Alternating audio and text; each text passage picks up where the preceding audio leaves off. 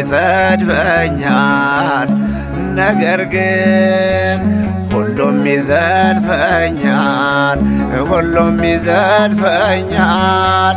ወዳጁም ጠላቱም ይፈታተነኛል፣ ይፈታተነኛል። ነገር ግን ሁሉም ይዘልፈኛል፣ ነገር ግን ሁሉም ይዘልፈኛል፣ ሁሉም ይዘልፈኛል። ወዳጁም ጠላቱም ይፈታተነኛል፣ ይፈታተነኛል።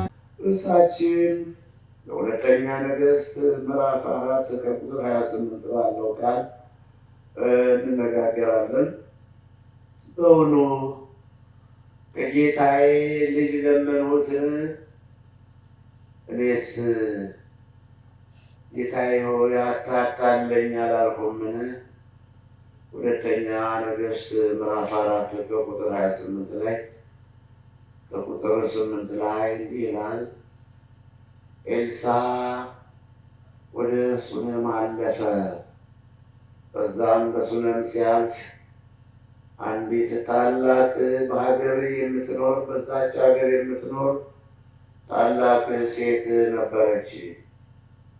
ኤልሳዕም ዘወትር ያ 12 ጥማድ በሬ ትቶ ታላቁን ነቢዩ ኤልያስን ተከትሎ እርሱም እያረሰ ገበሬዎችም እያረሱ በተፋፋመው የእርሻ ስራ ላይ ድንገት መጎናጸፊያውን ጭኖበት ተከተለኝ የሚለውንም ቃል ሲያሰማው ሁለቱን በሬዎች አርዶ የበሬውን ዕቃ ፈልጦ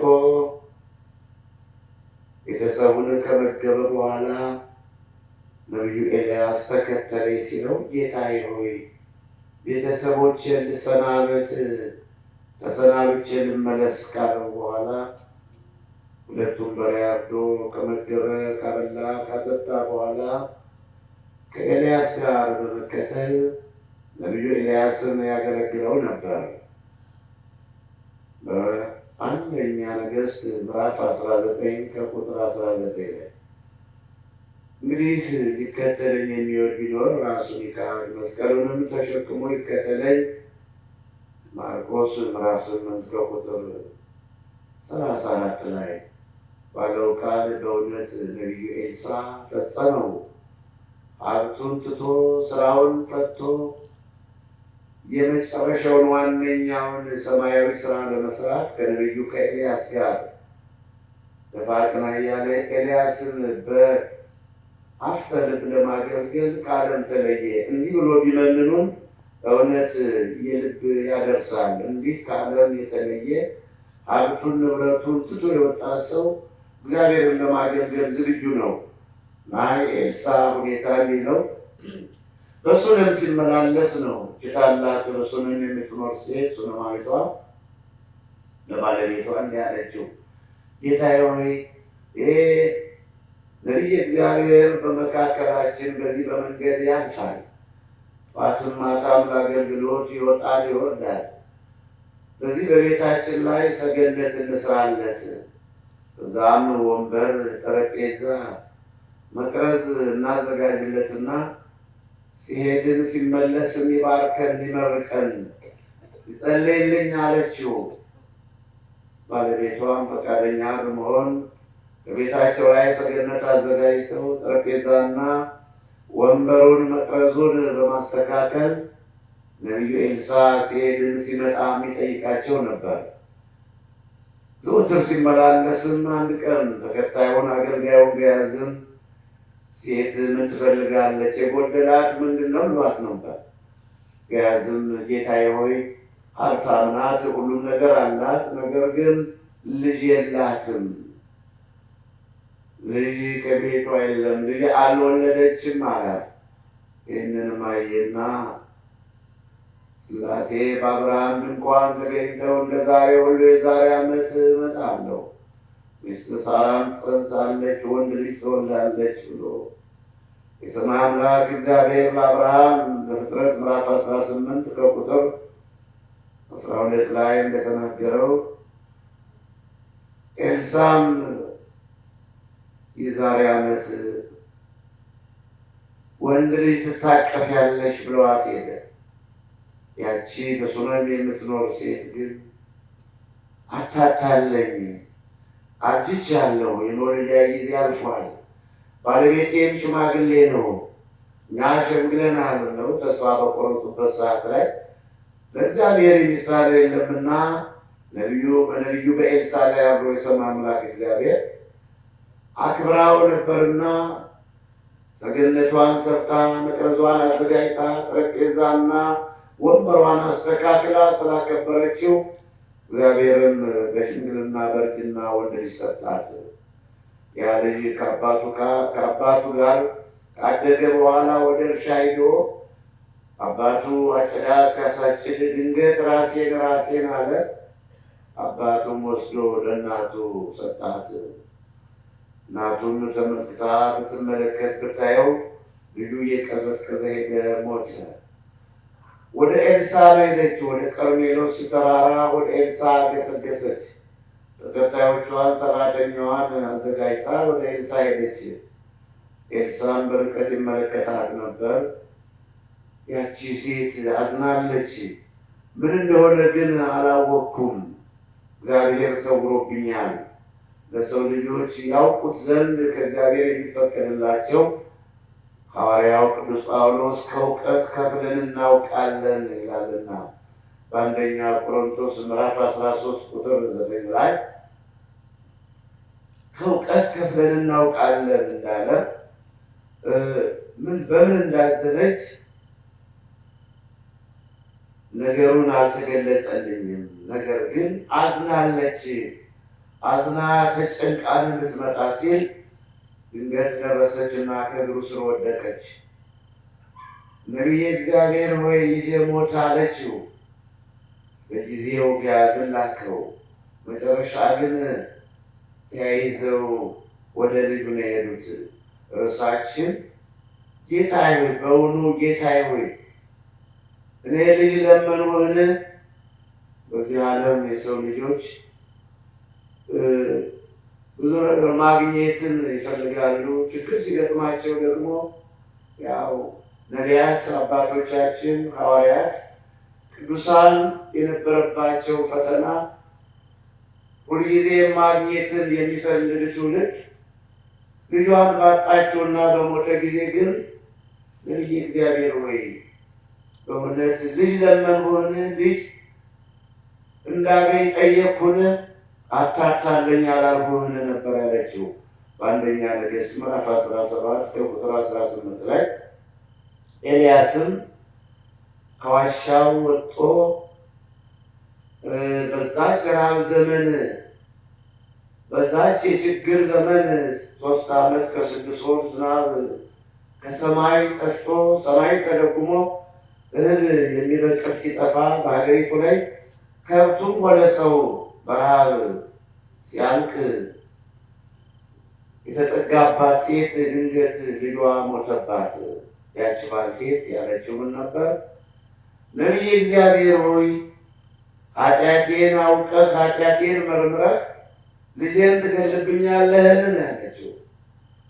ኤልያስ ከሰማይ ዝናብ ጠፍቶ እስራኤላውያን ሁሉ በረሃብ እያለቁ በጊዜው ከእንስራው ያለው ዶቄት ዘይቱም ተትረፍርፎላት እኔና ልጄ በልቼው እንሞታለን ብላ ጥርኝ ዶቄት የነበራት ሴት በነቢዩ በኤልያስ ምክንያት ከእንስራው ዶቄቱ ከማሰሮው ዘይቱም ወጥቶ ተትረፍርፎ ያንን የመከራ የረሃብ ዘመን በደስታ ስትኖር ድንገት ልጇ ሞተ።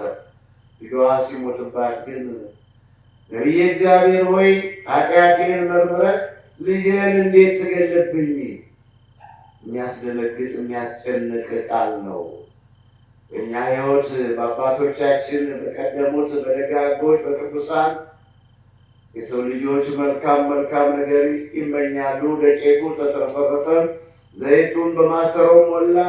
ነገር ግን ልጇ ሲሞት እንዲህ አይነት ቃል ነበር የሰነዘረችው። ይህንን ርዕስ የመረጡትን በዘመናችን ብዙ ነገር ስለምናይ ነው። ማግኘት እንፈልጋለን። ችግር ወይም ፈተና በገጠመን ጊዜ ግን ከእግዚአብሔርም ከሰውም ስንለይ ፈጥነን እግዚአብሔርን ፈጣሪያችን ለማማረር ጊዜ አንሰጠውም። እርሱ እንደ አባታችን እንደ ኢዮብ እሱ ሰጠ፣ እሱ ነሳ ወሰደ፣ እሱም እንደወደደ አደረገ።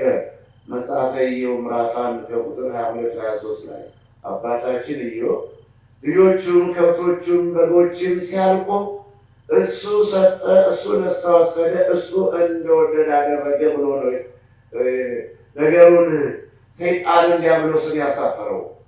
አባቶቻችን ነቢያት ግን እንደዚህ መልካም ነገር ሲያገኝ የሚወድ ትውልድ፣ ችግር በገጠመው ጊዜ ደግሞ የሚያማርር ትውልድ ነው።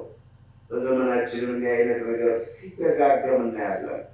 ነቢየ እግዚአብሔር ሆይ ኃጢአቴን መርምረህ ኃጢአቴን አይውቀር፣ እንደሚያውቁም ያውቃሉ፣ እንደሚገለጽላቸው መንፈስ ቅዱስ እንደሚገለጽላቸው ያውቃሉ።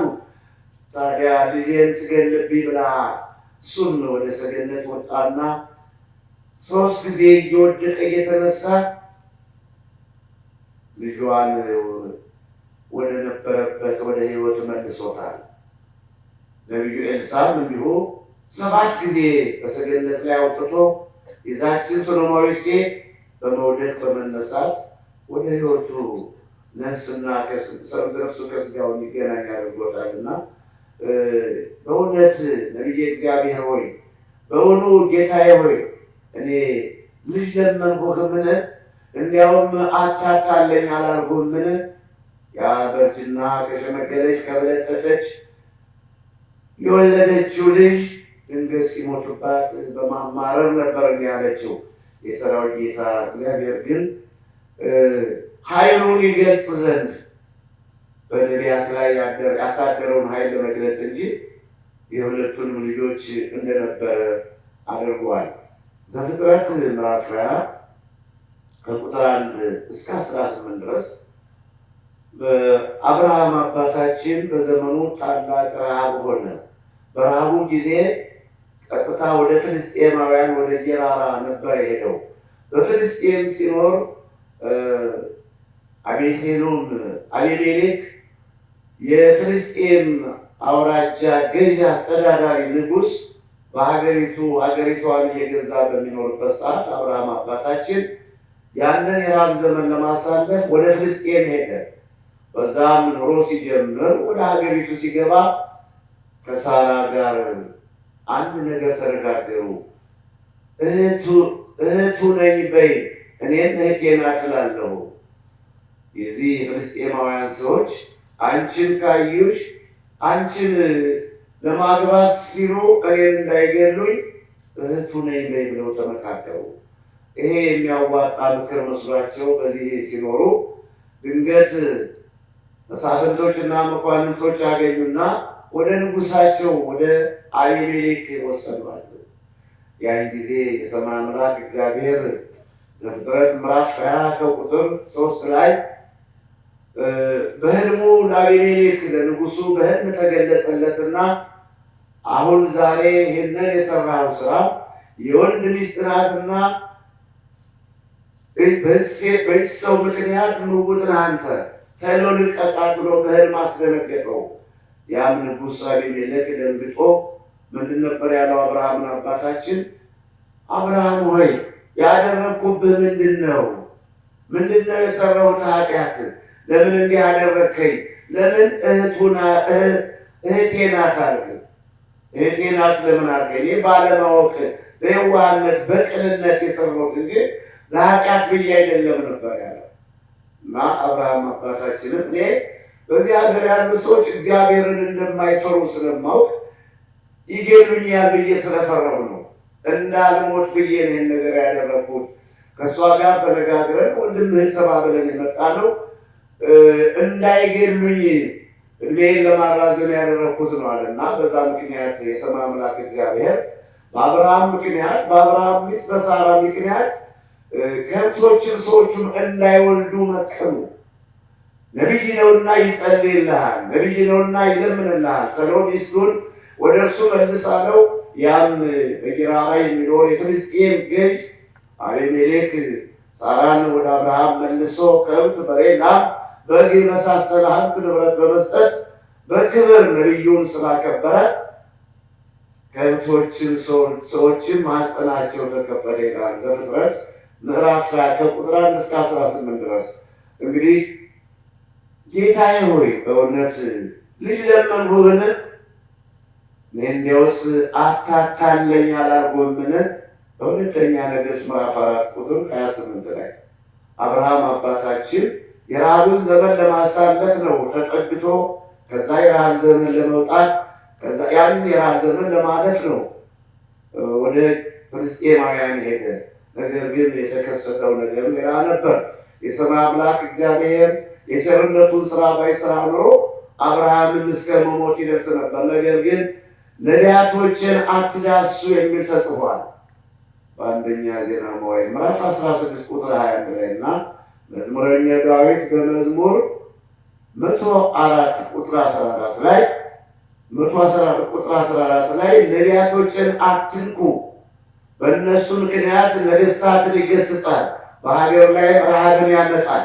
በአብርሃም ምክንያት በሀገሪቱ ላይ ረሃብ፣ ችግር በሀገሪቱ ላይ ከብቶችን ሰዎችም እንዳይወልዱ የሰማይ አምላክ እግዚአብሔር ለወዳጆቹ እንዲህ ወዳጆችን ክብር ይጠብቃልና የወዳጆቹን ክብር ይጠብቃል። ወዳጆቹን ክፉ እንዲያገኛቸው አይፈልግም። እግዚአብሔር አምላካችን እንዲህ አድርጎ አብርሃምን ወደ ቀደመ ቦታው ያን የረሃብ ዘመን አሳልፎ ወደ ከነዓን እስኪመለስ ድረስ በቸርነቱና በይቅርታው ጠብቆታል። ነበር ያለ ምን አደረግኩ? የሰራሁት ኃጢአት ምንድን ነው? እኔ ምንም ኃጢአት በድያለሁ፣ ለምን እንዲህ አደረግከኝ? እንግዲህ አብርሃም ያን የመከራ ዘመን ለማለፍ ተጠጋ እንጂ ከዚህ ሁሉ አልደረሰም ነበር። ነገር ግን የእግዚአብሔር ሰዎች በሄዱበት ሁሉ ይወቀሳሉ። በደል የሚበድሉት በዓለም ያሉ ሰዎች፣ ኃጢአት የሚሰሩት በዓለም ያሉ ሰዎች፣ ነገር ግን ሁኔታ ሁሉ እየተንከባለለ ሲወቀሱ ይገኛል። ዛሬም በዘመናችን ብዙ ነገር እናያለን። ድናው ተፈውሰው ያሰቡት ተፈጽሞ የተመኙት ተሟልቶ ሲሄዱ ያመሰግናሉ። ምንም ከዛ ውስጥ ክፉ አይጠፋል። ትንሽ ደግሞ ችግር ሲገጥማቸው የሚያማርሩ ብዙዎች ናቸውና ዘፍጥረት ምዕራፍ 12 ከቁጥር 1 እስከ 20 ድረስ እንዲሁ አሁንም አብርሃም በሌላው ጊዜ በሀገሪቱ በከነዓን ላይ ታላቅ ረሃብ ሆነ። በረሃቡ ዘመን ወደ ግብፅ ነበር ሄደው። በግብፅ የነገሰው ፈርዖንም አሁንም ሳራን ተመለከተና እንደዚሁ እንደ ቀድሞ ሁሉ አብርሃም አሁንም እህቴ ነች ነበር ያላት። የፈርዖን መኳንንቶች አሁንም ሳራን ወደ ፈርዖን ወሰዱ። በዛን ሰዓት እግዚአብሔር የግብፅን ሀገር በሙሉ በታላቅ መቅሰፍት መጣ። በአብርሃም ሚስት በሳራ ምክንያት ሕዝቡን መንግስቱን በሙሉ በሀገሪቱ ያለውን ሕዝብ በታላቅ መቅሰፍት መታ። ፈርዖንም ቀረብ አለና ምንድን ነው ያደረግኩት? የበደልኩት ምንድን ነው? ለምን እህቴ ናት አልኸኝ? እስክንሳሳት ነበር የምጠብቅ በማለት ሳራን ወደ አብርሃም መልሶለታልና በእውኑ ጌታዬ ሆይ ኒካል ልጅ ለመንሁን? ልጄ ሞተብኝ ብላ ነው ሱነማዊቷ ሴት ትሳቀቅና ትጨነቅ የነበረ። በዚህ ዓለም ያሉ ሰዎች መልካም ነገር ማግኘት ይፈልጋሉ፣ ፈተናን መቋቋም ግን አይችሉም። ዳዊት ነቢዩ ዳዊት በአንደኛ ነገሥት ምዕራፍ 24 ከቁጥር 4 እና 5 ላይ ሳኦል ሲያሳድደው ሳኦል ክተት ሰራዊት ምታ ነጋሪት ብሎ ሲያሳድደው ከዋሻ ገብቶ ከዋሻ ተደብቆ ከተከታዮቹ ጋር ቀን ይጠብቅ ነበር። ድንገት ዳዊት ወዳለበት ዋሻ ሳኦል በዛ ተጠግቶ ነበር።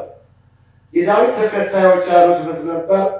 ንጉሥ ዳዊት ሆይ፣ ጌታችን ዳዊት ሆይ፣ እነዚህ ጠላትን እግዚአብሔር በእጅህ ሰጥቶሃል፣ ከእጅ ጥሎልሃልና ግደለው፣ በጦር እንውጋው ነበር ያሉት።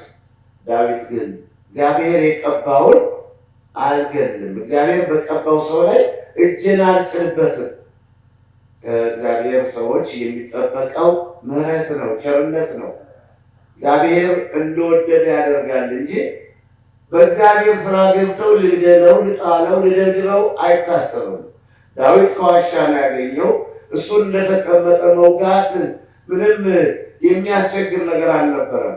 በዛ ፈንታ ግን ዝቅ ብሎ ከለበሰው ከማህረሙ ከልብሱ ትንሽ በስለት ቆረጠና ለምልክት ያህል በሰላም ነው ያሰናበተው። ሳኦል ተነስቶ ሲሄድ ዳዊት ወደ ተራራ ከተከታዮቹ ጋር ወጥቶ ግን ምንድን ነው ያለ? ንጉሥ ሳኦል ሆይ ለምን ታሳድደኛለህ? ለምን ነው የምታንገላታኝ? ሰዎቹ የሚያወሩትን ክፉ ወሬ ተውና ወደ ልብህ ተመለስ። ከኃጢአተኛ ኃጢአት ይወጣል። እንዲህ አይነቱ ስራ ላንተ አይገባም። ዛሬ ከዋሻው አግኝቼህ ነበር፣ ተከታዮችም ግደለው፣ በጦር ውጋው ብለውኝ ነበር። ነገር ግን አላደረኩትም። እግዚአብሔር የቀባውን እግዚአብሔር ይገድላል፣ ወይም ጠላት መጥቶ ይገድለዋል፣ ካለዛም ታሞ ይሞታል። ይህ እግዚአብሔር ስራ ነው። እግዚአብሔር በቀባው ላይ እጄን አልዘረጋም ብዬ በሰላም ነው ያሰናበቱህ። ለምልክትም የለበስካት ልብስ ማረመቻ ብሎ በርቀት ነቢዩ ዳዊት ያሳየው ያመለክተው ነበርና በጀግንነቱ ማድረግ ሲችል እንኳን ከፊቱ ላይ ለተቀመጠ ሰው ጎልያድን ያህል ጠላት በድንጋይ በወንጭፍ ገሎ ፍልስጤማውያንን የሚያባርር የሚጨርስ እስራኤልን ነፃ የሚያወጣ ዳዊት የተቀመጠውን ሳኦልን መግደል አቅቶት አይደለም። የእግዚአብሔር ሰዎች ምሕረታቸው፣ ቸርነታቸው ከፈጣሪያቸው ከእግዚአብሔር የወረሱ ስለሆነ መጨከን፣ መቸኮል፣ ለክፉ ነገር መወሰን አይፈልጉም።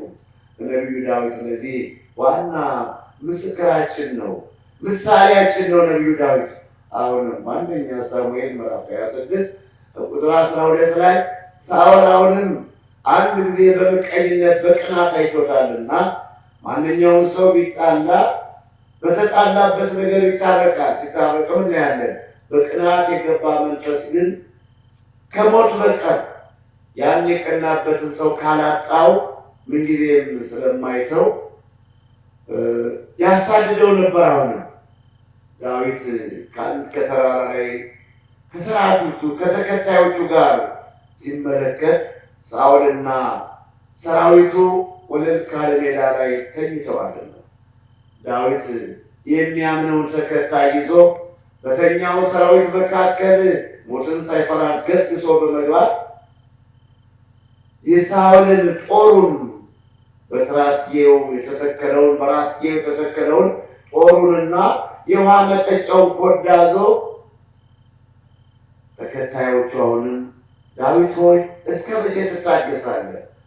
ጦርህን መዘዝና ግደለው፣ እንምታው፣ ጠላታችን በእጃችን ጥሎልናል። ንጉሡ ከሞተ ሰራዊቱ አቅም የለውም ቢሉት አሁንም ዳዊት እግዚአብሔር የቀባውን አልገልም፣ እግዚአብሔር በቀባው ሰው ላይ እጄን አልጭንም። ይህ ነው ከአባቶቻችን የምንወርሰው ምሕረት ነው። ግደለው፣ ጣለው፣ በሰው ላይ መጨከን፣ ለሰው ርኅራኄ ማጣት፣ ሞትን የምንፈራ ሰዎች ለሰው ሞት መመኘት እግዚአብሔር የተሰጠ አይደለም። ይህ ሰይጣን ስራ እንደ ቃየል የቃየል መርገም ያደረበት ነው። ሞትን የሚፈልግ ሰውን ለመግደል የሚፈልግ እና አሁንም ዳዊት ጦሩን አነሳ፣ ኮዳውንም ወሰደ። ማልዶ ሞገግ ሲል ሲነጋጋ ከተራራ ላይ ሆኖ ንጉሡ ሳኦል ሆይ ይላል። አሁንም ጌታዬ ሳኦል ሆይ ለምን ታሳድደኛለህ? አዳኞች ወፍን እንደሚያሳድዱ አንተም ታሳድደኛለህ። ነገር ግን እኔ ዛሬ በዙሪያ የተኙት መሳፍንቶችና መኳንንቶች ጠባቂዎች አላዳኑህም። ገስግሼ በመግባት በከባድ እንቅልፍ ተኝተዋል ይላል መጽሐፍ ቅዱስ። በከባድ እንቅልፍ የተኙት ሰራዊት ግን ጥሼ በመግባት ይሄው የምጠጣባትን ኮዳና ያንተን ጦርህን ከትራስህ አንስቼ ከራስጌ አንስቼ ወስጄዋለሁና ለምን ታሳድደኛለህ? ሳኦል በጊዜው አለቀሰ፣ አዘነ። ነገር ግን እዚህ በቅናት ተነስቶበታልና ማሳደዱን አልተውም እና በእውነት ነቢየ እግዚአብሔር ሆይ በእውነት ጌታ ሆይ ልጅ እንዳገኝ ለምኜህ ነበርና አለች። ያ የምትወደው ልጇ ሲሞትባት ልጅ የማትፈልግ ሆኖ አይደለም። ነገር ግን ተስፋ በቆረጠችበት ሰዓት እግዚአብሔርን ለምኖ ፈጣሪውን አምኖ ምንም ሳይጠራጠር የዛሬ ዓመት ወንድ ልጅ ትታቀፊያለሽ ብሎ በተናገረው ቃል ምንም ሽማግሌ ባለቤቷ ሽማግሌ እሷም ባልቴት ቢሆኑ የአብርሃምና የሳራ አምላክ የርብቃና የይስሐቅ አምላክ የዘካርያስና የኤልሳቤጥ አምላክ ለዛች ሱነማዊ ሴት ወንድ ልጅ ሰጣት። ከሰጣት በኋላ ግን ልጇ ሲሞት በአማረረች በትዕግስት ለመናገር አልፈለገችም። እኔ ድሮውንም አላልኩም አታታላይ ነበር ያልኩኝ እና በዘመናችን እንዲህ አይነት ችግር ወቅቱንም የተመለከተ ብዙ ነገር ካገኙ በኋላ የሰው ልጆች ያ ያገኙን ነገር ሲጠፋ ወይም ብዙ ነገር ያገኙና እንዲሁ ደግሞ ያገኙት ነገር ሲትረፈረፍ በማግኘታቸው ቢሆን ፈጣሪያቸውን የሚክዱ ቃል ኪዳናቸውን የሚያፈርሱ እንደገና በማጣታቸው ደግሞ ያን ያዩትን ተስፋ ሲያጡ ተስፋ የሚቆርጡ ብዙዎች ናቸው። ነገር ግን በማግኘትም ሆነ በማጣት ከፈጣሪያችን ነቅነቅ ልንል አልተፈቀደም። የመከራና የትዕግስት ምሳሌ የሆኑትን ነቢያትን ብፁዓን እንላቸዋለን። ኢዮብ እንደታገሰ እግዚአብሔርም እንደመለሰለት እናውቃለን ይላል ያዕቆብ ምዕራፍ 5 ከቁጥር 10 ላይ ሐዋርያው ያዕቆብ የመከራና የትዕግስት መከራ ተቀብለው የሚታገሱ በመከራ ጊዜ የሚጸኑ በአሁኑ ሰዓት እንኳን መከራ መቀበል በመልካም ኑሮ እንኳን የሚጸና አላገኘንም። መልካም ኑሮ ጥጋቡን የሚታገስ አላገኘንም። በእውነቱ ተስፋ የሚያስቆርጥ ዘመን በመሆኑ በእኛም ላይ ብዙ ፈተናዎች ስለሚደራረቡ ብዙ ፈተናዎች ስለምናይ ይህን ርዕስ መርጬዋለሁ። አሁን እንግዲህ እኛ በዚህ በሰንሰለታማው ተራራ ውስጥ ነው ያለን። እግዚአብሔርን አምነን እሱን ስሙን እየጠራን በተስፋ ዓይነ ምሕረቱን ተስፋ አድርገን እኔና ከኔ ጋር ያሉ መነኮሳትና መነኮሳያት እንዲሁም እና ከዛ ከሰፊው ሕዝብ የቀሩ ቅሬታዎች እሱን አምነን ነው የምንኖረው እና ያገኙ የሚወዱን ሰዎች ደግሞ ከዛ በክፋት ይፈልጉናል። ይህን ገዳም ለማፍረስ ይህን ገዳም እንዳልነበር ለማድረግ ባላ ኃይላቸው ይጨርጨራሉ። ችግር ሲገጥማቸው ደግሞ እንዲሁ ተፈላጊዎች እግዚአብሔርን ስለማያዩት እግዚአብሔርን ስለማያገኙት የማይደፈረውን ይደፍራሉ። ከደፈሩት በኋላ ደግሞ አሁንም እንደዛ እንደ ጌራራው ንጉሥ እንደ አቤሜሌክና እንደዛ እንደ ግብፅ ንጉሥ እንደ ፈርዖን አሁንም አብርሃም ሆይ ምን ነው እንዴት ምን በድለን ይሄን አደረግ ለምን አልነገረንም እስከ ማለት ድረስ በዚህም ቦታ ላይ የሚፈጸም ግፍ እንዲህ አይነት ግፍ ይፈጸማል። ባላ ኃይላቸው የተጠቀሙ የማያደርጉን ነገር የለም። ነገር ግን እግዚአብሔር ደግሞ ኃይሉን ሲገልጽ ዞሮ ደግሞ ተፈላጊ እንሆናለን። ዝም ብለን በመቀመጣችንም ረፍት አላገኘንም። እግዚአብሔር በሚሰራው ስራም ደግሞ እግዚአብሔር አደረገ፣ እግዚአብሔር ሰራ። በእውነት እኒህ የግብፅ ሰዎች ናቸው። በእውነት እኒህ ሰዎች እምነታቸው ጠንካራ ነው።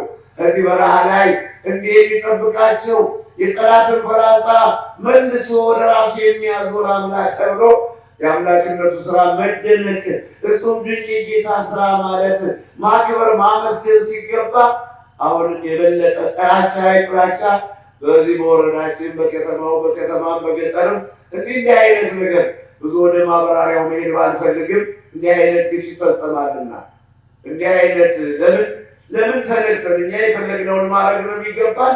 እግዚአብሔር ዙሩ ማየት የለበትም። እግዚአብሔር ኃይሉን መግለጽ የለበትም።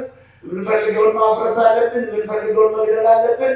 ማን ቀና ብሎ እግዚአብሔር ማየት የለበትም። የእግዚአብሔር ስራ ሰው እንኳ ቢያደርገው ሰው እንኳ በመካከላችን ተገኝቶ ከችግራችን ቢደርስልን እንባችን ቢያብስልን ያ ይሆን ነበር። ይሄ እግዚአብሔር ስራ።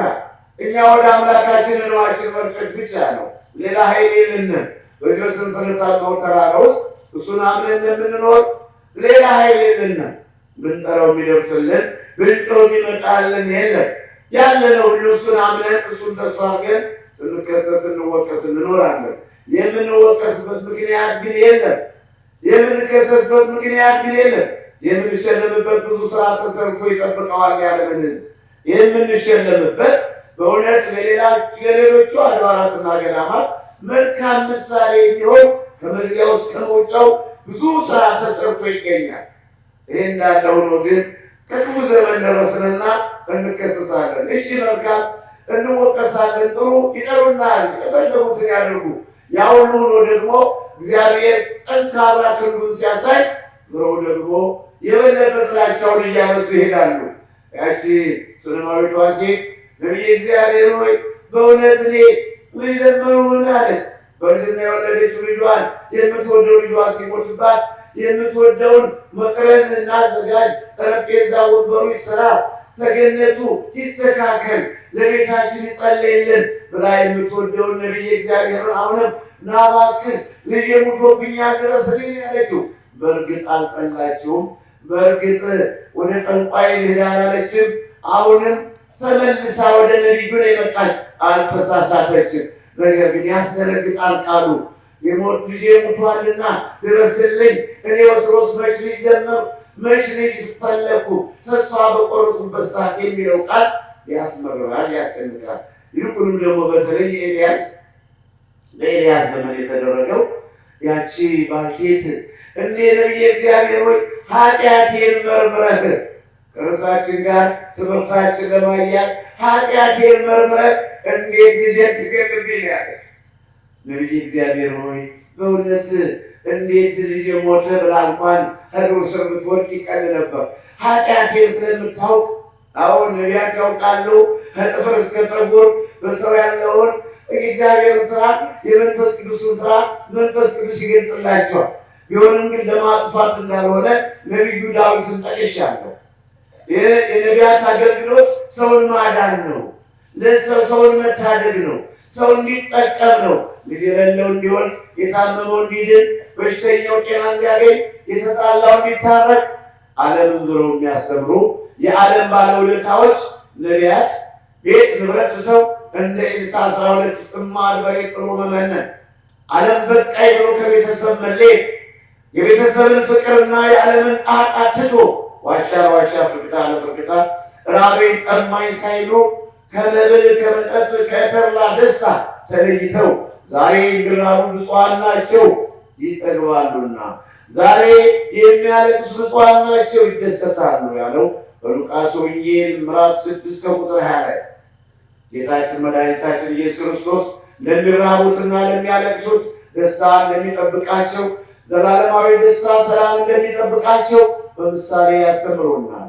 ዛሬ የሚጠግቡ ግን ዛሬ የሚስቁ ግን እያለ የሚስቁትን የሚጠግቡትን በሰው ላይ ግፍ የሚፈጽሙትን የመጨረሻ መከራ እንደሚያጋጥማቸው ወንጌላዊ ሉቃስ ጽፎታልና፣ ታዲያ በዚህ ዓለም ላይ ግፍ መቀበል መከራ መቀበልን የዘወትር ተግባር ስራ አድርገው የዚህን ዓለም ስድብ ሽሙጥ እየተቀበሉ ይህንን ጥቅም ፈላጊ ትውልድ ይህንን በጎ መልካም ነገር ዘወትር መልካም ነገር ቢርባው ቢታመም ቢከፋው የማይፈልግ ሁልጊዜ ይመቸኝ የሚለውን ትውልድ ችለውና ታግሰው ሲሰደቡ በክፎች በካህዲያን በአላውያን መኳንንት ሲሰደቡ እንደ ሎሚ ሲመጠመጡ እንደ ሽንኩርት ሲላጡ በመጋዝ ሲሰነጠቁ በሰይፍ ሲቆረጡ አልፈዋል አባቶቻችን።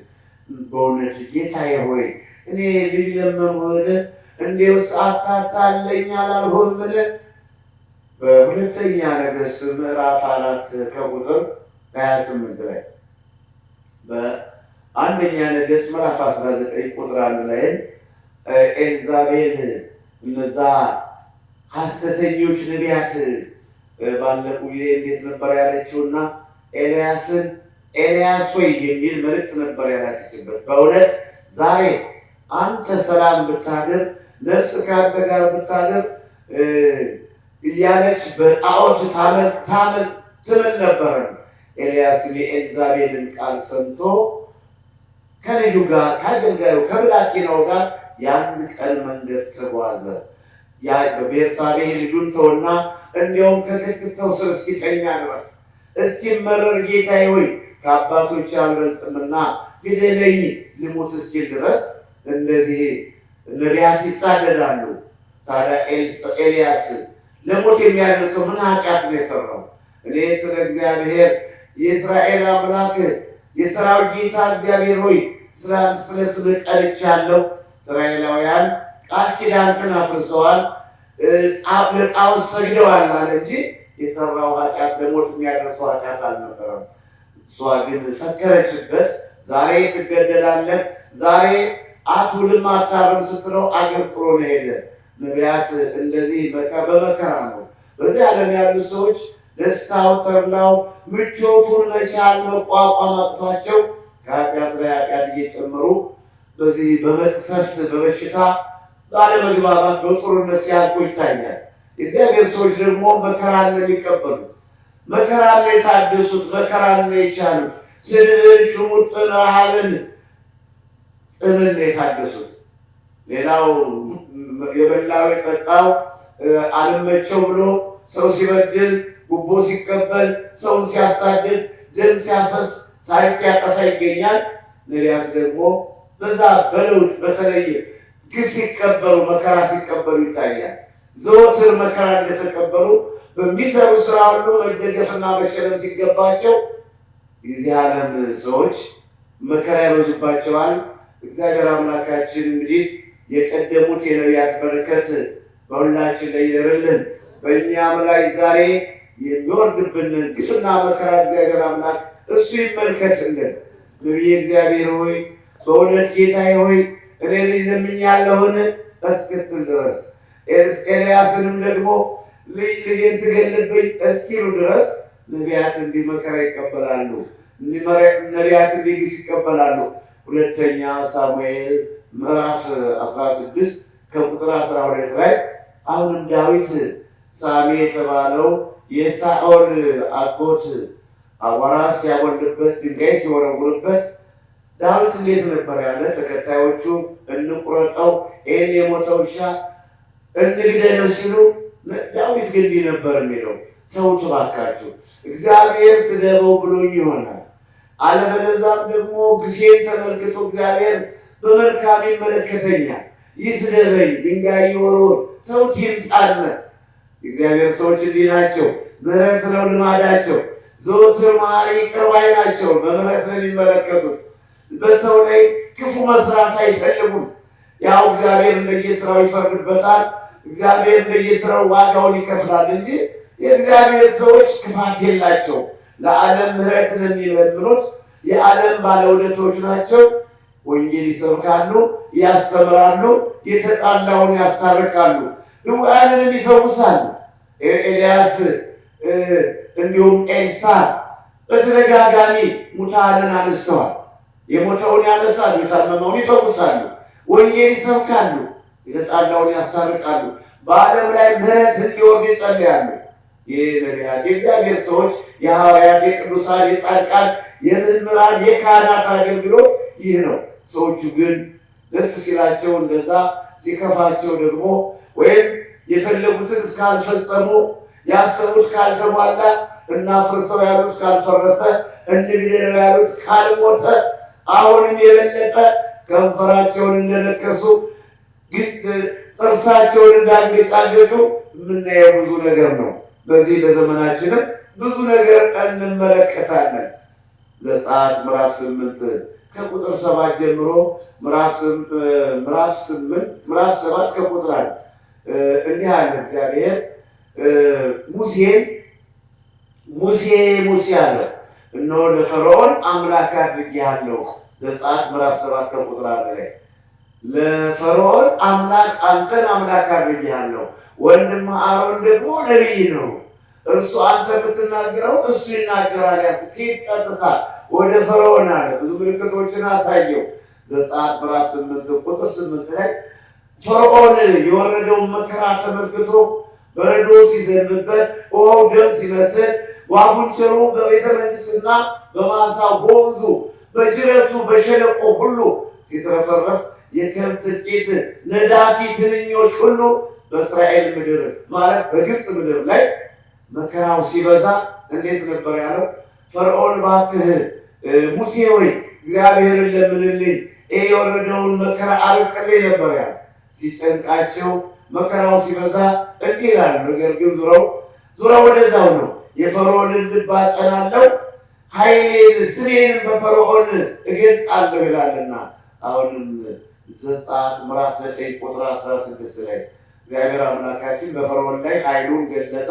መጨረሻ እንግዲህ በግብፅ ምድር ላይ 9ኙን ታምራት 10ኛውን ሞተ በኩር የሕፃናት የግብፅ ሰዎች ሁሉ የመጀመሪያ ልጃቸው ከፈርዖን አንስቶ እስከ ተራ ሰራተኛ ድረስ በእስራኤል ምድር ግን ምንም ክፉ ነገር ሳያገኛቸው የበጉን መቃኑን በመርጨት ፋሲካቸውን በማክበር ከሞት ሲድኑ፣ ግብፅ ግን በሁሉም ደጅ የሞት ደጃፍ የለቅሶ ደጃፍ ሆኗልና የመጨረሻው 11ኛው ስጥመተ ፈርዖን እስከ ሰራዊቱ ድረስ የኤርትራን ባህር እግዚአብሔር አምላክ እንደ ግድግዳ የቆመውን እስኪያሰጥማቸው ድረስ ሙሴ ሆይ እባክህ ጌታ ለምንን ይለናል ሲፈልግ ብሉና በበረሃ በምድረ በዳ ለእግዚአብሔር መስዋዕት ታቅርቡ ሂዱ ይላቸዋል። እንደገና ደግሞ ይዛቸዋል።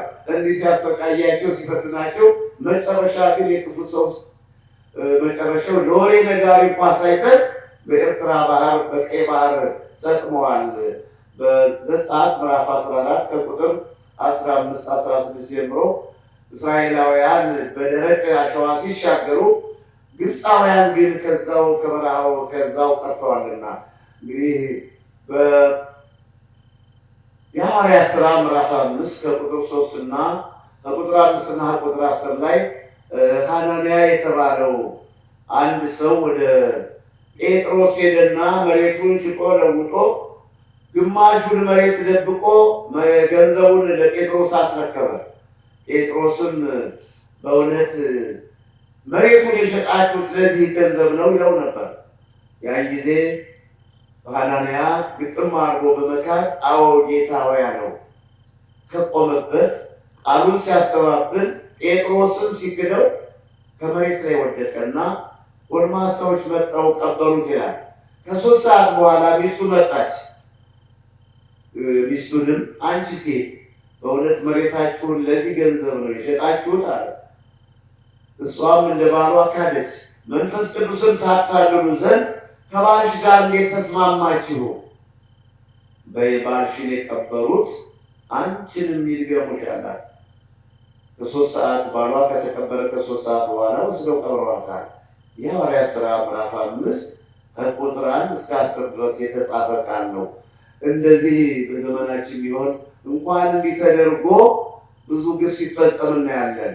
ያን ጊዜ የደጉ ዘመን ያው እግዚአብሔርን ክደው ነው፣ በኃጢአታቸው ነው ኃጢአታቸው እንጂ ቅዱስ ጴጥሮስ የሞተችውን ነው። የሐዋርያት ሥራ ምዕራፍ 9 ቁጥር 40 ላይ ተንበርክኮ ጣቢታ ሆይ ተነሺ ብሎ ነው የሞተችውን ለቀስተኞች ዙሪያውን ሲያለቅሱ ዙሪያውንን ልብሷን ይዘው ቀሚሷን ይዘው በሚያለቅሱበት ሰዓት ከልዳ ተነስቶ ወደ ኢዮጴ ፈጥኖ እየሮጠ በመድረስ የሞተችውን አንስቷል። ተንበርክኮ ጌታን በመለመን በጥላው የሚፈውስ በጥላቸው የሚፈውሱ በልብሳቸው ዘት የሚፈውሱ የሐዋርያት አገልግሎት ድውያንን ፈውሱ፣ ሙታንን አንሱ፣ አጋንንትን አውጡ የሚል ስልጣን ያላቸው ናቸው። በማቴዎስ ምዕራፍ 10 ከቁጥር 5-6 ላይ ማርቆስ ምዕራፍ 16 ቁጥር 17 16 እና 17 ላይ ለሚያምኑትን በአዲስ ቋንቋ ይናገራሉ፣ አጋንንትን ያወጣሉ፣ ድውያንን እጃቸውን ይጭናሉ፣ ድውያንን ይፈውሳሉ ተብሏል።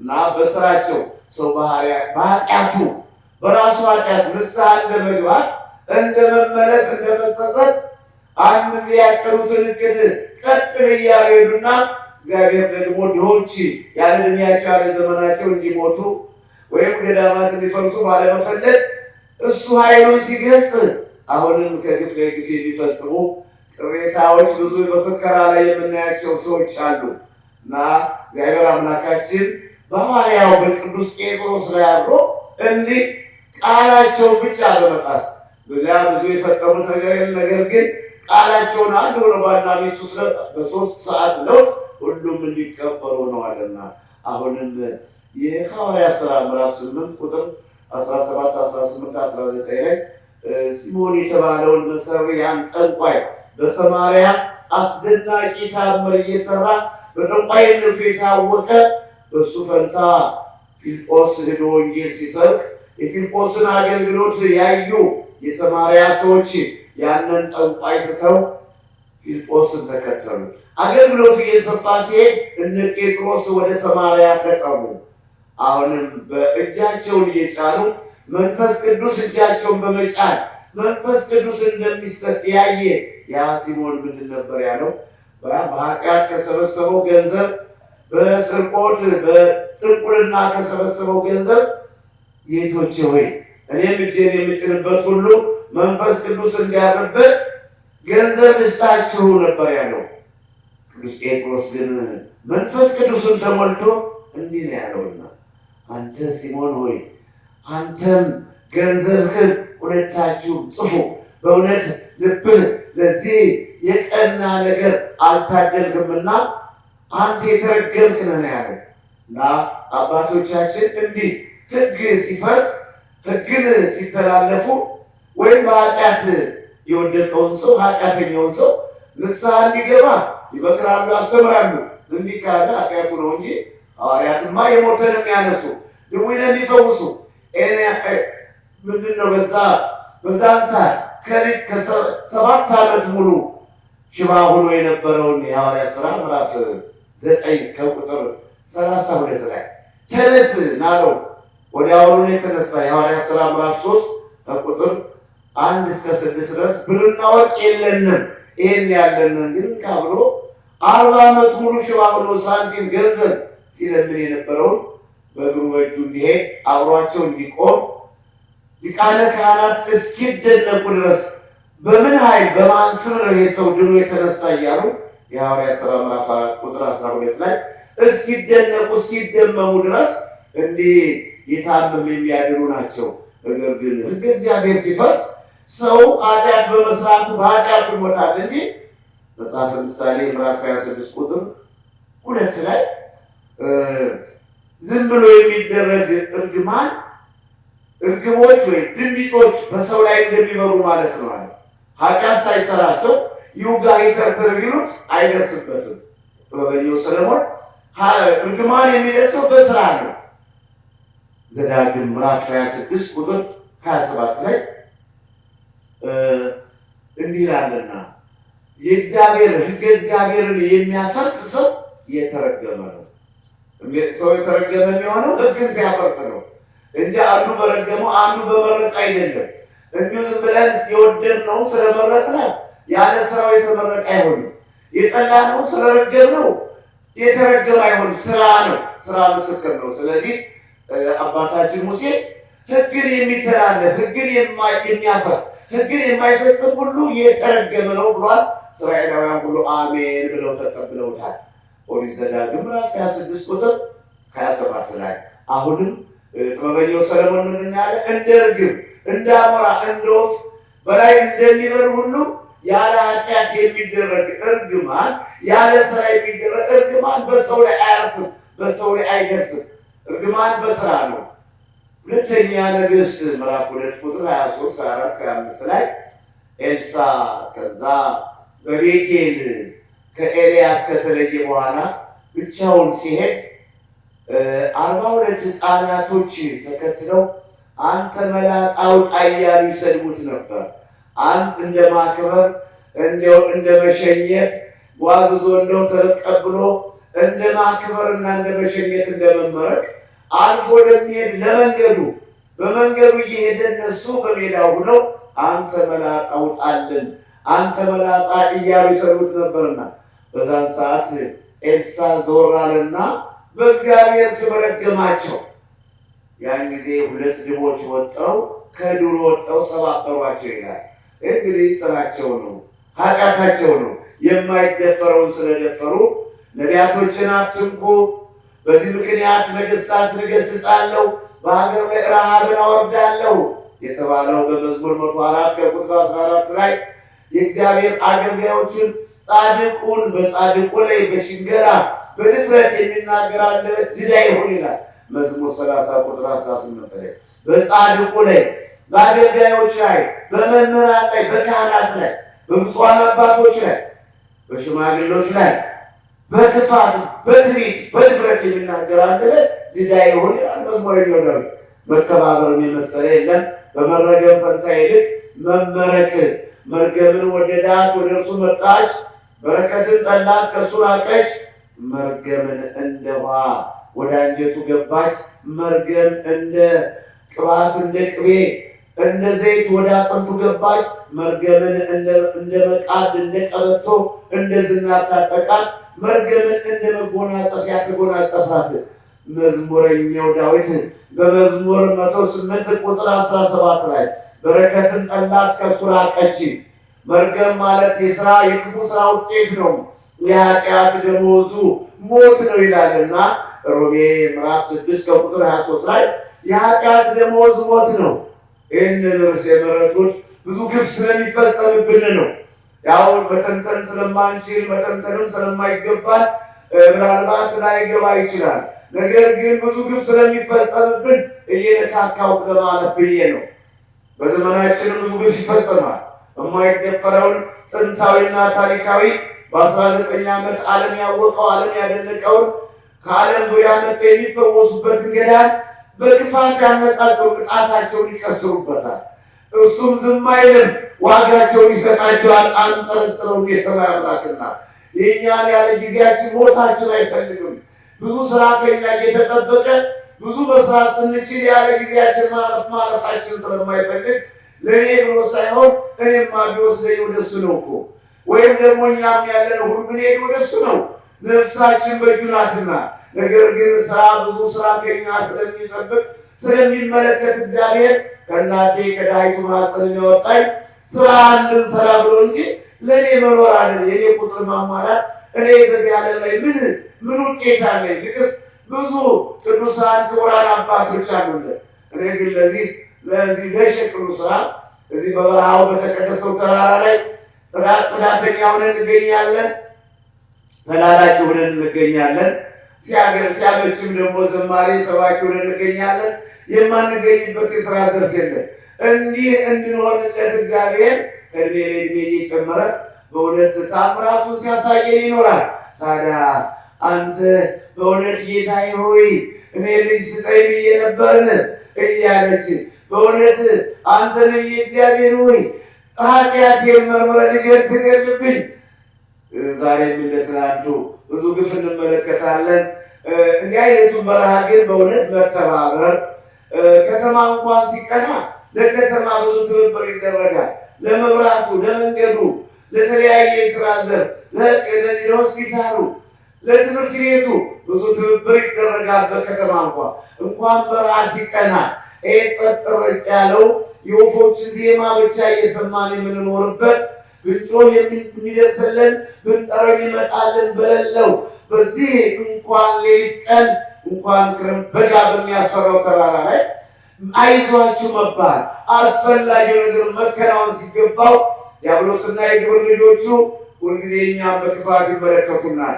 የሰማይ አምላክ እግዚአብሔርን እንቅልፍ የሌለው እረኛችን ጠባቂያችን እስካሁን ጠብቆን እንቅፋት ልጆም ሳይነካን እያመሰገነ እንገኛለን።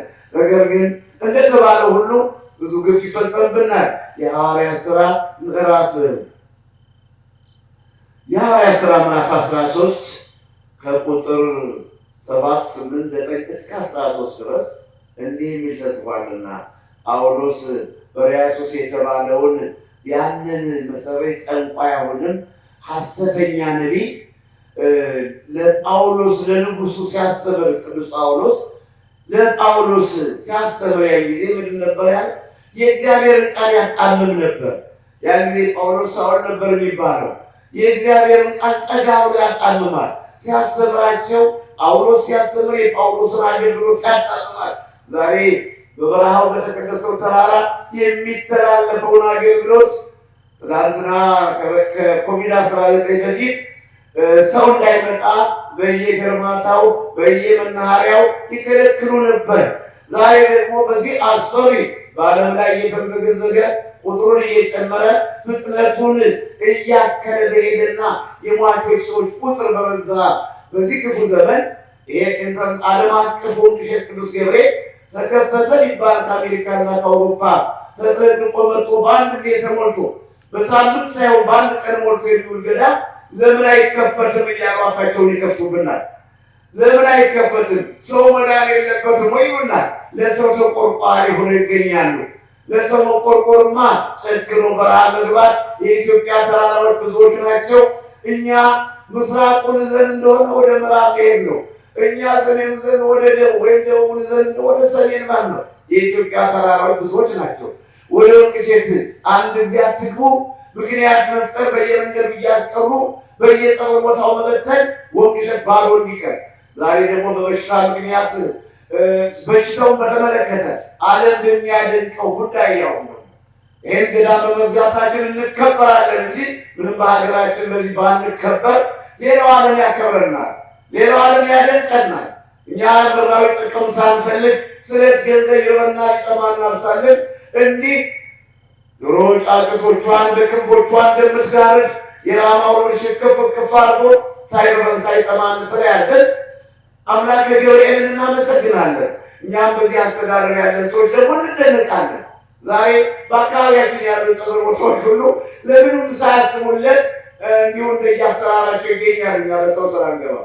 እኛ ግን አይደለም የሚመጣውን እንኳን እያየ ነው፣ በጆሮአችን እየሰማን በዓይናችን እያየን በሚዲያም እየሰማ ነው ቀርቶ መንፈስ ቅዱስ የሚመጣውን አስቀድሞ ያሳያል። ምን ይሳነዋል? እሱ የሚሆነውን አስቀድሞ በማሳየት እንዲጠነቀቁ ያደርጋል። ወዳጆቹ እኛ ለዚህ ባልበቃም እኛ ገና ከዚህ ከክፉ ዘመን ከክፉ ትውልድ ብንገኝ እግዚአብሔር አስቀድሞ በመንፈስ ቅዱስ ያሳያልና እንድንጥ ታዲያ እኛን መስማት ወይስ እኛ ዓለሙን እንምሰል ወይስ ዓለም እኛን መስሎ ነው መመከር ያለበት? ምን ቢሆን እኛ ዓለሙን መምሰል አንችልም። ዓለም እኛን መስሎ የእኛን ምክር በመቀበል አብረን ለመስራት ዝግጁ ነን። ተመልሰን ወደ ዓለም ግን ውሻ ወደ ጥፋቱ ያ ወደ ረግረግ እንዳለ ሁሉ ሐዋርያው ቅዱስ ጴጥሮስ ሁለተኛ ጴጥሮስ ምዕራፍ 2 ቁጥር 20 እና 21 ላይ እንዲህ ተመልሰን ወደ ዓለም አንልም። በአገራችን በዓለማችን የሰው ልጆች ባለመማርና ባለማወቅ ጠንቋይ ሲከተሉ እንኳን ይገኛሉ። እንኳን በተቀደሰው ተራራ በቃል ኪዳኑ ስፍራ በረሃ ያለን ሰዎች የእኛን ምክር የእኛን ትምህርት መቀበል መስማትና እኛም ደግሞ የሚያስተምሩንን የአባቶችን ትምህርት ሰምተን አብረን መስራት እንጂ እኛ ወደ ዓለምን መስለን አንድ ጊዜ ክፈቱ የልክ ስራ፣ አንድ ጊዜ ዝጉ የቅናት አመል፣ እንዲህ አይነቱን ነገር አንቀበለውምና በዘመናችንም የሚደርስብንን ግፍ እንዲሁ ጠቅለል ባለ ሁኔታ እኔ ስራ ነው ያልኩት። አሁን እዚሁ ከወንበር ላይ እንደተቀመጡ ነው መረክ የገባሁት። ቀን ሙሉ ከዚህ መነኮሳት ጋር እየተወያየን እየተመካከርን ባለንበት ዝም ብዬ ነው እንደዚህ የገባሁት። ነገር ግን በወቅቱ የሚደርስብንን ፈተና እንዲሁ ለማመልከት ለማሳሰቢያ ዓለም አቀፍ ጉባኤ ስለሆነ በዓለም ያሉ ታላላቅ ሰዎች የሚገኙበት የሚያስተምሩበት የሚከታተሉት ጉባኤ ስለሆነ በእኛም የሚደርሰውን ልጄን እንደነርዬ እግዚአብሔር ሆይ እንዴት ኃጢአትን አውቀን ልጄን ትገናለህ? እናፍርሰው ይላሉ፣ እንጣላቸው ይላሉ፣ ብዙ ይመኙብናል። ችግር ሲደርስባቸው ዞሮ ደግሞ ቅሬታዎች በእኛ ላይ ሲፈክሩ ይገኛሉ እና እግዚአብሔር ቤት እንደዚህ በመከራ የምንኖርበት ነው። መቼም እሱ በቸርነቱ ቢጠብቀን ለህሊናችን እረፍት የለውም። ሁልጊዜ እንደቃተትን እዚህ ያለን እግዚአብሔር በቸርነቱ ይጠብቀን። የሐዋርያት ሥራ ምዕራፍ 13 ቁጥር 7 እንዳሉት ያ ሰው በቅዱስ ጳውሎስ ላይ ትምህርቱን ያጣምማል። ትምህርቱን ትክክል እንዳይሰማ ያደርግ ነበርና ሐዋርያው ቅዱስ ጳውሎስ ግን ምን ይላል? የሐዋርያት ሥራ ምዕራፍ 13 ቁጥር 9 ላይ ሳውል የተባለው ጳውሎስ ግን አለ። ጳውሎስ የተባለ ሳውል ይባል የነበረው ጳውሎስ መንፈስ ቅዱስን ተሞልቶ አንተ እግዚአብሔርን ቃል የምታጣምም አንተ የተረገም አሁን ሁለት ኃይል ጠፍቶ መሪ እየፈለግ ትሄዳለህ። ሲፈልጉ የእግዚአብሔር ሰዎች ያደርጋሉ። ይህም ደግሞ ክፋቱ ስራው እንጂ ቅዱስ ጳውሎስ ጠልቶት አይደለም። አባታችን ጳውሎስ በልብሱ ዘርፍ የሚፈውስ እንደሆነ ተመስክሮለታል። የሐዋርያት ሥራ ምዕራፍ 19 ከቁጥር 11 ጀምሮ እንደ ሌሎች ሁሉ የአስቄዋ የሊቀ ካህናቱ ልጆች ተሰብስበው 7 ወንድማማቾች አንደኛ የባለስልጣን የሊቀ ካህናት ልጅ ናቸው። ሁለተኛም ደግሞ ተባብረው 7 እና 8 ወንድማማች ናቸው። የታመመውን መንፈስ ርኩስ ያደረበትን በሽተኛ ቅዱስ ጳውሎስ በሚሰብከው በኢየሱስ ክርስቶስ ውጣ ሲሉት እኔስ አለ መንፈስ ርኩስን ጳውሎስን እናውቀዋለን፣ ኢየሱስንም እናውቀዋለን፣ እናንተስ እነማን ናችሁ ብሎ ነው ደም በደም አድርጎ የሰደዳቸው። በደህናው ዘመን በእውነተኛው ዘመን እንኳን ሰው መንፈስ ርኩስ እንኳን እንዲህ የዛሬው ማንዴዝ ብሎ እንኳን መዳን ለማይችለው ሁሉ እንደለሰለሰ ያሁኑ መንፈስ ሰውን አይለይ እንዲህ ዝም ብሎ እንዲህ አይነት ድብልቅልቅ የወጣ ዘመን በእነ ጳውሎስ ዘመን የነበረ ሁኔታማ እናንተ ኢየሱስን ክርስቶስ እናውቀዋለን፣ ጳውሎስንም እናውቀዋለን፣ እናንተ እነማን ናችሁ ብሎ ያስጨዋል ልጆች ሰባቱን ወንድማማቾች ደም በደም አድርጎ ሰደዳቸው ይላል። ታዲያ በኤፌሶን ይህንን ያዩ የኤፌሶን ሰዎች ታላቅ ፍርሃት ሆነ። በኤፌሶን በእውነት የጳውሎስ አምላክ በልብሱ ዘርፍ የሚፈውስ ያን የተመለከቱ ጠንቋዮች ሁሉ ያንን የመተት የጥንቁልና ዕቃቸውን ያቃጥሉት በድሮ የገንዘብ አቆጣጠር ከ50,000 ብር በላይ ተገመተ ይላል። የሐዋርያት ሥራ ምዕራፍ 19 ከቁጥር 11 እስከ 20 ድረስ ነው ያነበቡት። እና እንዲህ አድርጎ ሂድ ሁለት ኃይል ይጥፋና መሪ እየፈለገ ይሄዳለህ አለ። እየወደቀ እየተነሳ ሂዷልና። እንግዲህ እንዲህ ባለው ሁኔታ የሰው ልጆች ኃጢአታቸው እንጂ ሰውን ሰው የወደድነውን ረግመን የምናጠፋ የወደድነውን መርቀን የምንጠቅም አይደለም።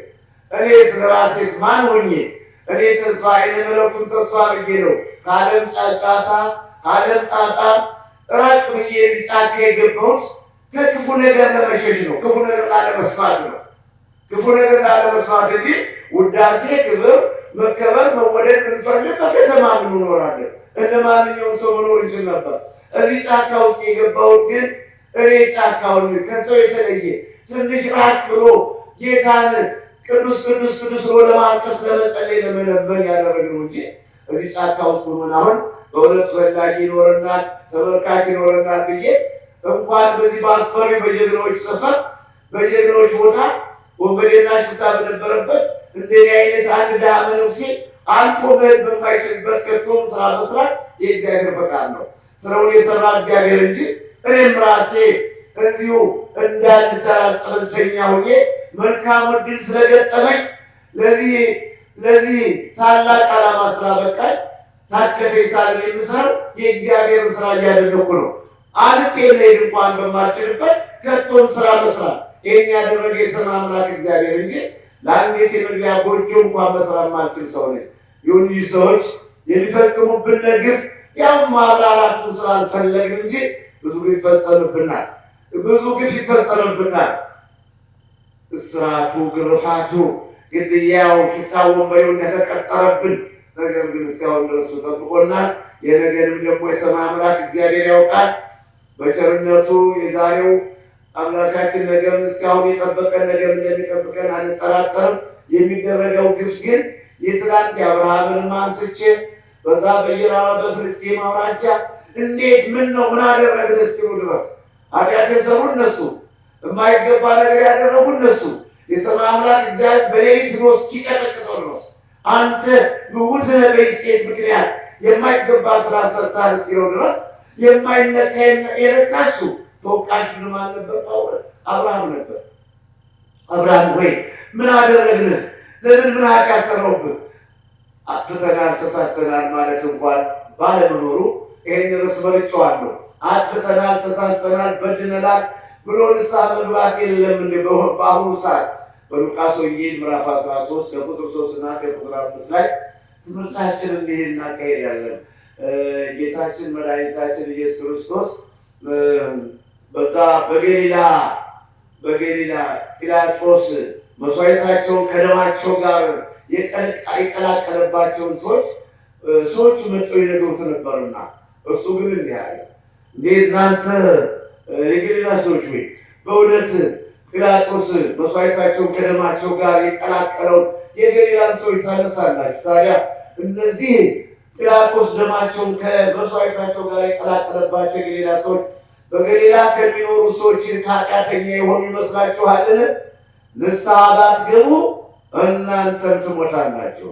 አሁንም ንስሐ ያልገባ ሰው ይፈረድበታል። ንስሐ መግባት ነው።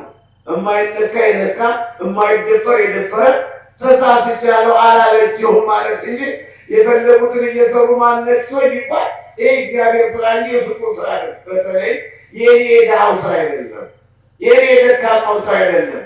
እንዲህ አይነት ጭካኔም የለኝም። በረሃም የገባው ሰው እንዲድን እንጂ ሰው እንዲሞት ሰው እንዲጠፋ አይደለም። ይህንን ማንም አይመሰክርብናል።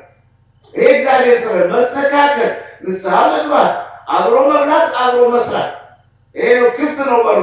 አብሮ ለመስራት አብሮ ለመብላት፣ ባይሰራም አብሮ ለመብላት ክፍት ነው። እኛ ግን ስሩም አንልም፣ እግዚአብሔር ይመግበናልና።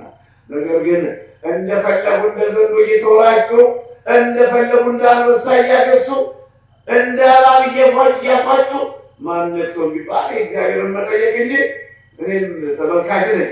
እንዲህ ላለው ጉዳይ የእግዚአብሔርን ድንቅ ስራ ተመልካች እንጂ ይህን ስራ አስፈጻሚው አይደለሁም። ደካማ ነኝ፣ የተዋረድሁ ነኝ።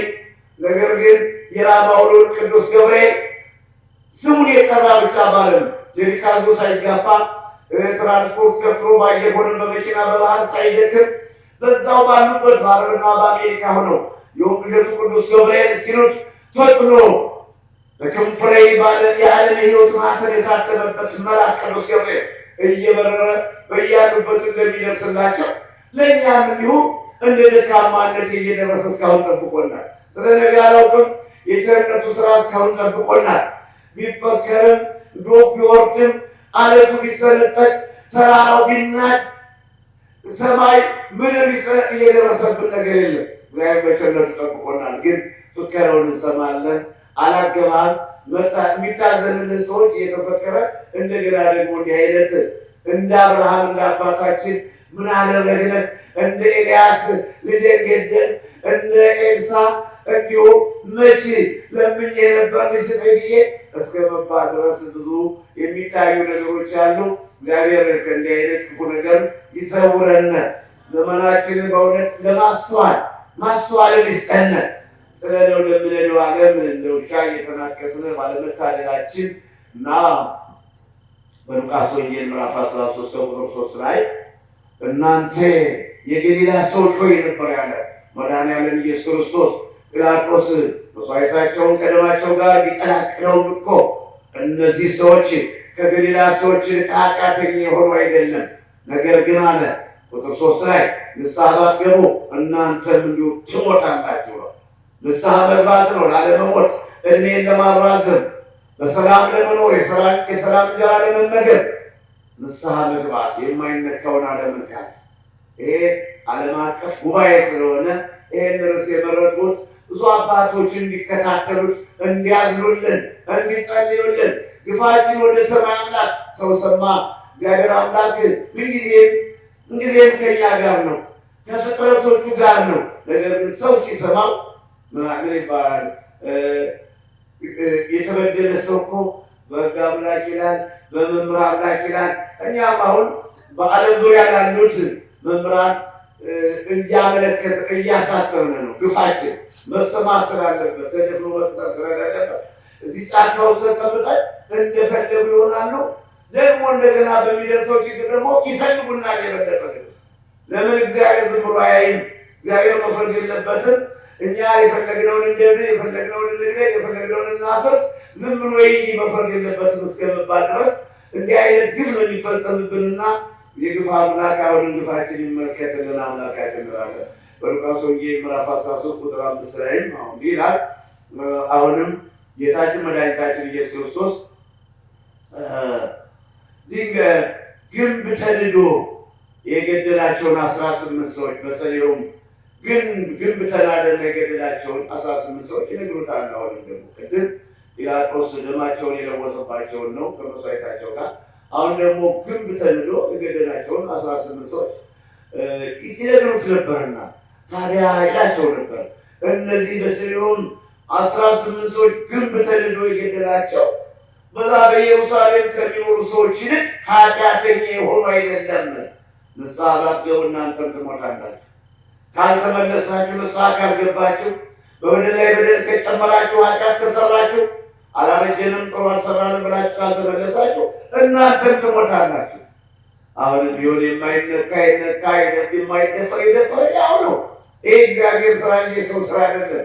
በተለይ እኔ ሽንት ቤት ለማጽዳት፣ አሻሮ ለመቁላት፣ እንጨት ለመልቀም፣ ገዳማችን ለማጽዳት፣ የግንባታ ስራ፣ የኃላፊነት ስራ እንዲሁም ጸጥታውን ለማስከበር በዚህ እኔም ለራሴ ዳና ደካማ ስሆን ነገር ግን ሳይገባኝ ለመንጋው ጠባቂ ስላደረገኝ ጌታዬ በተቀደሰው ተራራ ላይ እኔ ድሃ ስሆን ድሃዎችን ሰብስቤ፣ እኔ ስደተኛ ስሆን ስደተኞችን ሰብስቤ ከምስራቅ ወደ ምዕራብ ከሰሜን ወደ ደቡብ እየተንዘገዘግን በሰንሰለታማው ተራራ ያው የምንሰራው ስራ መስራት እንጂ ይህ የእግዚአብሔር የስራ ድርሻ ነው። ማዳንና መግደል፣ ፍርድን መፍረድ፣ ፍርድን ማስተካከል፣ ግፍን መመልከት የሰማይ አምላክ የእግዚአብሔር ስራ ነው። ልናውቀው የሚገባል። ይልቁንስ የሚታዘንለትን እንዘንለት፣ የሚወደደውን እንውደድ፣ የሚከበረውን እናክበር። ክብር ለሚገባው ክብር ስጡት፣ መፈራት ለሚገባው መፈራት፣ ግብር ለሚገባው ግብር እያለ ለሮማውያን ሰዎች በምዕራፍ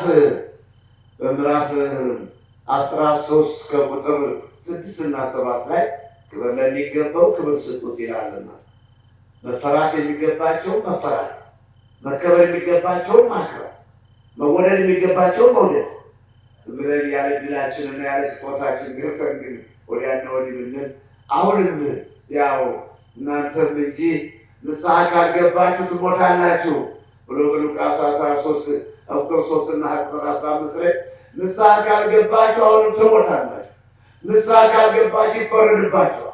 ንስሐ መግባት ነው፣ መስተካከል ነው፣ ሕግን ጠብቆ መኖር ነው። እንደ አባቶቻችን እድሜን ረጅም እድሜ የሰላም እንጀራ ለመመገብና ረጅም እድሜ ለመኖር ሕግን መጠበቅ ነው። ይህ የበረሃው ስብከት ነው። እንግዲህ ለትምህርታችን 5 ወይም 3-4 ደቂቃ ዝግጅት የለንም። እርግጥ ተዘጋጅቶ መቅረብ፣ ተዘጋጅቶ የሚሰሩት ወጥና ምግብ ግብዣ ልዩነት አለው። እንዲሁ በድንገት ደግሞ የቤተ ዘመድ አቀራረብ ነውና አሁን እኛ ስራ ወለን ቀጥታ ከወንበር ነው ወደዚህ የመጣው። እንዲሁም ተራዝሞብን ይቅርታ እየጠየቅን ነው። ይሁን እንጂ ንስሐ ሊሆን የበረሃ የባሕታዊ ስብከት መንግስተ ሰማያት ቀርባለችና ንስሐ ብለው እርሳችን በእውነት ጌታዬ ሆይ እኔ ሊስጠኝ ብዬ ለመንሁን እንዲሁ ሳታታለኝ አላልሁምን? በሁለተኛ ነገሥት ምዕራፍ 4 ቁጥር 28 ላይ እንዲህ አባቶቻችን ብዙ ግፍና መከራ እየተቀበሉ ብዙ በእውነት አስደንጋጭ ነገር እየሰሙ በራሳቸው ቀርቶ ራሳቸው በመከራ አሳልፈው ሰጥተዋል። ራሳቸው ለሞት አሳልፈው ሰጥተዋል። ነገር ግን በዓለሙ ላይ የሚመጣው አሁን እኛ ያለነው ወስነን ነው የመጣኝ ብለን ነው በእጅ በሰከንዷ ማስተዋል ታውቃለህ ብለን ያለነው። ግን በዙሪያው የሚመጣው ፈተና ከሆነ ከኔ ጋር እንደ 3-4 ደቂቃ እንደሚቆይ ሰው በስልክ የምንሰማው ግን አለመፈጠር ይሻላል፣ አለመፈጠር ይሻላል። ግን ይሄን ወገን ዘመድ የሆነ ሰው ተቆርቋሪ የሆነ ሰው በእውነት ሃይማኖቱ እምነቱ የገባው ይህንን ሊሰማልን ይገባል። ለማን እንጮኻለን እኛ? በእርግጥ የወንቅሸት ቅዱስ ገብርኤል ችግኞች፣ ድንጋዮች፣ ተራራዎች ይመሰክሩልናል። በሰከንድ እንኳ እረፍት የለንም። በክፉ ወሬና በመልካም ወሬ ራሳችንን እናማጽናለን እንዳለው ቅዱስ ጳውሎስ በሁለተኛ ቆሮንቶስ ምዕራፍ 6 ቁጥር 8፣ 7 እና 8 ላይ በክፉ ወሬና በመልካም ወሬ ራሳችንን እናማጽናለን። እኛ ምናኔው አይከብድንም። ከሕፃንነቴ ነው ከልጅነቴ ያዝኩት። ስራውም አይከብድንም። ተራራው እየሸሸ ሄዶ መሬቱ ተስተካክሎ ተራራው ዝቅ ሸለቆ ከፍሎ ታላላቁን ድንጋይ ቀብረን መሬት እየቆፈርን ቀብረን ዛሬ የፎገራ ሜዳ የደንቢያን ሜዳ መስሎን ያለውና ነገር ግን አሁን ችግራችንን ችግር ራበንን ጠማንም አንልም። የሚመጣው የስልክ ውርጅብኝ የሌላው ሸክም በእውነት መጽሐፍ ቅዱስ መጽሐፈ ምሳሌ ምዕራፍ 27 ድንጋይ ከባድ ነው፣ እንደገናም ደግሞ አሸዋ ከባድ ነው፣ ከሁሉም ግን የሰነፍ ቁጣ ይከብዳል። መጽሐፈ ምሳሌ ምዕራፍ 27 ከቁጥር 2 ላይ የሰነፍ ቁጣ ይከብዳል እንዳል እንዲህ በአራቱ ማዕዘን ነው ስል እኔ በእውነት ራሴን እንዲህ አድርጌ መዋል ማሳደሬ ለእኔም ሆነ ለእሱ ያስመሰግናል። ራሱን የሚረዳ ምስጉን ነው ተብሎ ተጽፏልና በመዝሙር 127 ቁጥር 2 ላይ ራሱን የሚረዳ ራሱን የሚመግብ ራሱን የቻለ ሰው ምስጉን ነው። ከዚህ አልፎ ግን የዓለም የሁለትና የሶስት ወይም የአንድ አካባቢ ሳይሆን በዙሪያው በዓለም የምንሰማው የአትርሱኝ ቃል ብዙ ችግር ብዙ ሸክም ነው። ብዙ የሚያስለቅስ የሚያሳዝን ነው። እንደ ጌታ ሆኖ እንጂ በእምነት ይዘነው እንጂ ተስፋ ያስቆርጥ ነበር። እንደ ስጋ ተስፋ ያስቆርጣል። እንደ ሰው መሆናችን እንደ ሰውነታችን ተስፋ ያስቆርጣል። በጌታ ግን ሁሉ ይቻላል። ቅዱስ ጳውሎስ ለፊልጵስዩስ ሰዎች ምዕራፍ 3 ቁጥር 13 ላይ ያለው ምንድን ነውና ኃይልን በሚሰጠኝ በክርስቶስ ሁሉን እችላለሁ። ይሄ ነው ዋናው ማህተማችን። ኃይልን በሚሰጠኝ በኢየሱስ ክርስቶስ ሁሉን እችላለሁ፣ ትከሻዬን አጠነክራለሁ እንዳለው እየቻልነው እንጂ የዓለም አቀፍ ጉባኤ ነው ግፋችን ይሰማ በማለት ነው። እንግዲህ ያስተማረን የመከረን የገሰጸን አምላክ እየተመሰገነ ይሁን።